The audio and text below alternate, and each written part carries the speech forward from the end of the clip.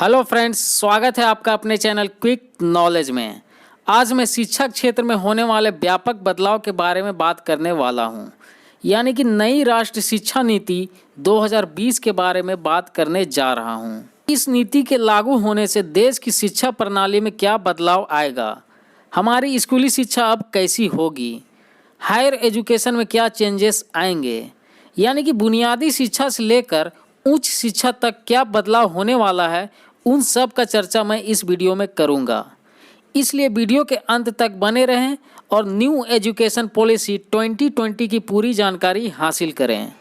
ऐसी उम्मीद की जा रही है कि यह नई नीति देश के शिक्षा प्रणाली में नया और बेहतर परिवर्तनों की शुरुआत करेगी। यह यूं कहें कि भारतीय शिक्षा में एक नए युग की शुरुआत होने वाली है। केंद्र सरकार 29 जुलाई 2020 को न्यू एजुकेशन पॉलिसी यानी कि नई शिक्षा नीति को मंजूरी दे दी है। औपचारिक घोषणा के दौरान शिक्षा मंत्री रमेश पोखरियाल निशंक ने कहा कि राष्ट्रीय शिक्षा नीति 2020 को तैयार करने के लिए विश्व की सबसे बड़ी परामर्श प्रक्रिया आयोजित की गई थी। आपको बता दें कि इस नीति को तैयार करने में 2 लाख से अधिक लोगों की राय ली गई थी। उन्होंने यह भी कहा कि यह नीति शिक्षा के क्षेत्र में कई मुद्दों का समाधान करेगी और इस नीति से युवाओं के लिए उच्च शिक्षा लेना अब आसान हो जाएगा। नई शिक्षा नीति को विस्तार से जानने से पहले हम यह देख लेते हैं कि इससे पहले देश में कब कब शिक्षा नीति बनी है। आपको बता दें कि यह नीति आने से पहले देश में सिर्फ 2 बार राष्ट्रीय शिक्षा नीति आई थी। पहली बार 1968 में शिक्षा नीति की घोषणा की गई। यह कोठारी कमीशन की सिफारिश पर आधारित थी। इस नीति को तत्कालीन इंदिरा गांधी सरकार ने लागू किया था।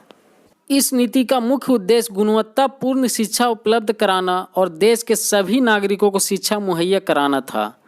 इसके बाद देश की दूसरी शिक्षा नीति 1986 में आई, जिसे तत्कालीन राजीव गांधी सरकार ने लागू किया था। इसमें कंप्यूटर और पुस्तकालयों जैसे संसाधनों को जुटाने पर जोर दिया गया था। अब 34 साल बाद 2020 में शिक्षा नीति बनी है, जो आज़ाद भारत की तीसरी शिक्षा नीति है।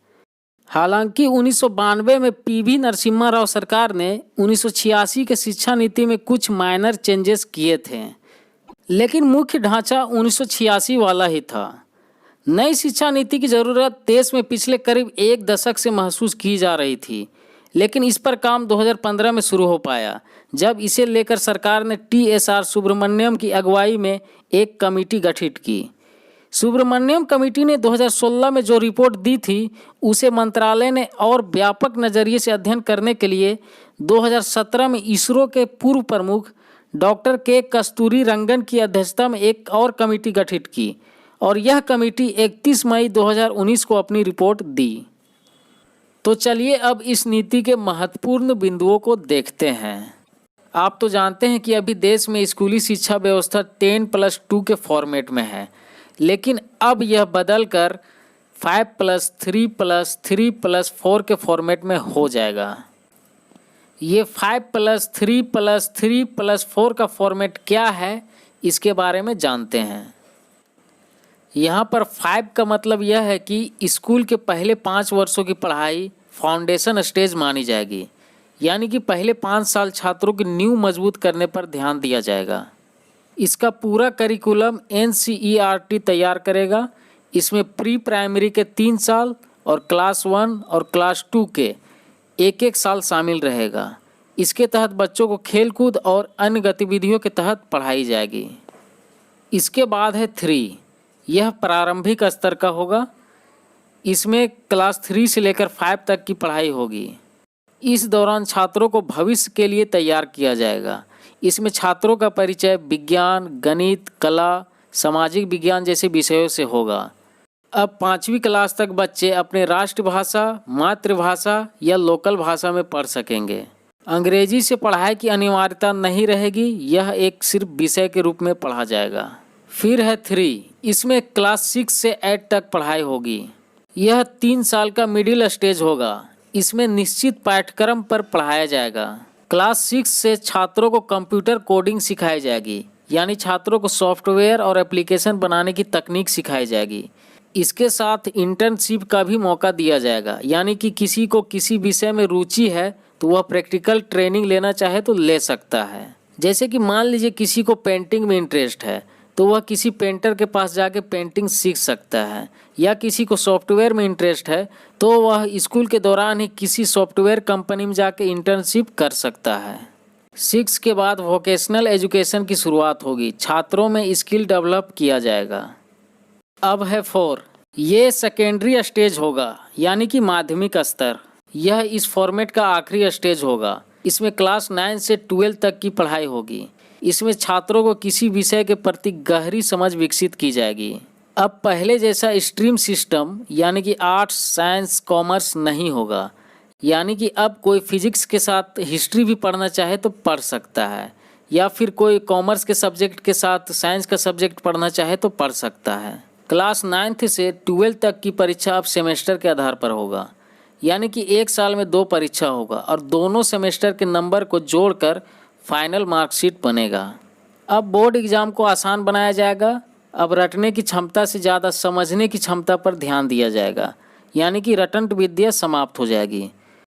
अब रिपोर्ट कार्ड 360 डिग्री असेसमेंट के आधार पर तैयार होगा, यानी कि अब सब्जेक्ट टीचर के नंबर देने के साथ छात्र खुद का भी आकलन करेगा और उसके सहपाठी भी उसका आकलन करेंगे। स्टूडेंट अब 9th क्लास से ही अपने लक्ष्य की तैयारी के लिए विषय का चयन कर सकेंगे। इससे चॉइस बेस्ड एजुकेशन सिस्टम को बढ़ावा मिलेगा। तो ये था 12 तक के स्कूली शिक्षा के लिए 5+3+3+4 का फॉर्मेट। इसके बाद उच्च शिक्षा के लिए क्या बदलाव होंगे उसको देखते हैं। अब आप 12th के बाद कॉलेज में एडमिशन के लिए जाइएगा तो आपको कॉमन एप्टीट्यूड टेस्ट देने का मौका मिलेगा, यानी कि इंट्रेंस एग्ज़ाम देने का मौका मिलेगा। ये क्या है इसको समझते हैं। मान लीजिए आपका 12th में किसी कारणवश कम नंबर आ जाता है और आपका एडमिशन मनचाहा कॉलेज में नहीं हो पाता है, तो आप कॉमन एप्टीट्यूड टेस्ट देकर एडमिशन ले सकते हैं। इसमें यह है कि आपका टेस्ट का नंबर 12th के नंबर के साथ जोड़कर उसके आधार पर एडमिशन होगा। ग्रेजुएशन अब 3 साल और 4 साल का होगा। इसमें मल्टी एंट्री और मल्टी एग्जिट की व्यवस्था होगी। ये व्यवस्था क्या है इसको समझते हैं। मान लीजिए आप ग्रेजुएशन कर रहे हैं और 1 साल या 2 साल के बाद बीच में ही आपका पढ़ाई छूट जाता है, तो पूरा ख़त्म हो जाता था, लेकिन अब ऐसा नहीं होगा। अब आप फर्स्ट ईयर कंप्लीट करके किसी कारणवश पढ़ाई छोड़ देते हैं तो आपको सर्टिफिकेट दिया जाएगा, और अगर आप 2 साल के बाद पढ़ाई छोड़ते हैं तो आपको डिप्लोमा दिया जाएगा, और अगर 3 साल कंप्लीट कर लेते हैं तो बैचलर की डिग्री मिलेगी। लेकिन अगर आप 4 साल का कोर्स करके बैचलर की डिग्री लेना चाहते हैं तो आपको इसके साथ रिसर्च का भी सर्टिफिकेट मिलेगा। एक नया बदलाव ये होने वाला है कि एक एकेडमिक बैंक ऑफ क्रेडिट बनाया जाएगा। इसके तहत ये होगा कि एक से ज़्यादा कोर्स एक साथ अगर आप करना चाहें तो आप कर सकते हैं, और जिस कोर्स को आप जहां तक कंप्लीट करेंगे उसका नंबर इस क्रेडिट बैंक में जमा हो जाएगा, और जब फाइनल डिग्री के लिए कोई कोर्स आप करेंगे तो इस क्रेडिट को उसमें जोड़ दिया जाएगा। चलिए इसको एक उदाहरण से समझते हैं। मान लीजिए आप बीएससी कर रहे हैं, लेकिन 1 साल के बाद आपका मन हो गया कि नहीं, हमको बीएससी नहीं बीटेक करना है। फिर आप बीटेक का कोर्स करने लगे, लेकिन फिर 1 या 2 साल के बाद आपको मन हो गया कि नहीं, हमको लॉ का डिग्री लेना है। फिर आप एलएलबी करने लगे। जब आप एलएलबी कंप्लीट कर लेंगे तो आपको फाइनल डिग्री मिल जाएगी। साथ ही जो आप बीच में बीएससी और बीटेक को 1-1 साल करके छोड़ दिए थे उसका 1-1 साल का सर्टिफिकेट तो मिलेगा ही, साथ ही आपको उसका क्रेडिट भी मिलेगा जो आपका एलएलबी के फाइनल डिग्री के क्रेडिट में जोड़ दिया जाएगा। तो ये है एकेडमिक बैंक ऑफ क्रेडिट, यानी कि जो कोर्स आप 1-1 साल करके बीच में छोड़ दिए थे, ड्रॉप आउट कर दिए थे, उसका भी फायदा आपको मिलेगा। ये पूरा व्यवस्था डिजिटल और ऑनलाइन होगा। अब बीएड और डीएलएड के कोर्स में क्या बदलाव होने वाला है उसको देखते हैं। अब डीएलएड का कोर्स नहीं होगा। अब जो है 4 साल का इंटीग्रेटेड बीएड होगा, और ये इंटर के बाद ही होगा, और इसमें आपको बीएड के साथ साथ ग्रेजुएशन का भी डिग्री मिलेगा।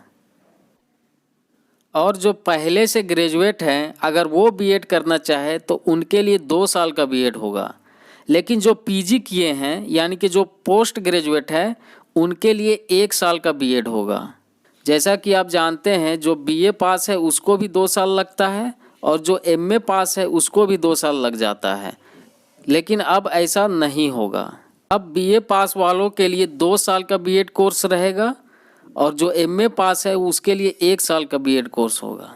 और जो इंटर के बाद बीएड करना चाहता है उसके लिए 4 साल का इंटीग्रेटेड बीएड होगा, जिसमें उसको बीएड के साथ साथ ग्रेजुएशन का भी डिग्री मिलेगा। और अभी जो 2 वर्षीय बीएड का कोर्स चल रहा है ये 2030 तक जारी रहेगा। तो ये था जो टीचर एजुकेशन में बड़े बदलाव हुए हैं। अब आगे और कुछ महत्वपूर्ण पॉइंट्स को देखते हैं। नई राष्ट्रीय शिक्षा नीति के लिए एक बिल लाई गई है जिसका नाम है नेशनल हायर एजुकेशन बिल। इस बिल को कैबिनेट से मंजूरी मिल गई है। अब यह बिल संसद में पेश होगा और अधिनियम बन के कानून का रूप ले लेगा। अगला पॉइंट यह है कि अब एचआरडी मिनिस्ट्री यानी कि मानव संसाधन विकास मंत्रालय का नाम अब एजुकेशन मिनिस्ट्री होगा, यानी कि शिक्षा मंत्रालय होगा। अब हर कॉलेज में संगीत, कला और साहित्य पढ़ाया जाएगा। अब एमफिल को भी हटा दिया गया है, यानी कि अब एमए के बाद आप सीधे पीएचडी कर सकते हैं। अब से स्कूलों में बच्चों को मिड डे मील के साथ साथ ब्रेकफास्ट देने की भी व्यवस्था होगी। पारा टीचर्स की प्रथा को 2022 से पूरे देश में बंद कर दिया जाएगा। माध्यमिक स्तर पर छात्रों को अपनी इच्छा अनुसार किसी एक विदेशी भाषा की शिक्षा पाने का अवसर दिया जाएगा। ये तो हम पहले ही देख चुके हैं कि अब क्लास 5 तक की शिक्षा क्षेत्रीय भाषा या तो फिर मातृभाषा में हो गई, यानी कि कोई खोरठा में पढ़ना चाहे तो पढ़ सकता है, या नागपुरी में या फिर संथाली में पढ़ना चाहे तो पढ़ सकता है। बोर्ड परीक्षा और कोचिंग संस्थानों के भार से मुक्त करने के लिए अब बोर्ड परीक्षा के स्वरूप और आकार को सरल किया गया है, जिसमें एक मुख्य परीक्षा होगी और फिर एक इम्प्रूवमेंट परीक्षा होगी। अब से स्कूल कॉलेज एक निश्चित फीस से ज़्यादा फीस नहीं ले पाएंगे। सरकारी और निजी विश्वविद्यालयों के लिए शिक्षा का मानक एक समान रहेगा। अब माध्यमिक शिक्षक नियुक्ति में भी टेट पास को अनिवार्य किया जाएगा। अब शिक्षा के क्षेत्र में होने वाला खर्च जीडीपी का 6% होगा। अभी यह 4.6% के लगभग है। अब विदेशी विश्वविद्यालय भी अपने देश में कैंपस खोल सकेंगे। इससे प्रतिभा पलायन को रोकने में मदद मिलेगी, साथ ही देश की अर्थव्यवस्था को भी बढ़त मिलेगी। तो ये था नई राष्ट्रीय शिक्षा नीति के महत्वपूर्ण बिंदु, जो सुनने में तो बहुत अच्छा लगता है, लेकिन ज़मीनी स्तर तक पहुंचने में कितना समय लगेगा ये देखना काफ़ी इम्पोर्टेंट होगा। तो आपको ये नई राष्ट्रीय शिक्षा नीति कैसी लगी, अपनी राय कमेंट बॉक्स में ज़रूर दें। और इसी तरह के नए इन्फॉर्मेशन पाने के लिए हमारे चैनल को सब्सक्राइब करें और देखते रहें क्विक नॉलेज।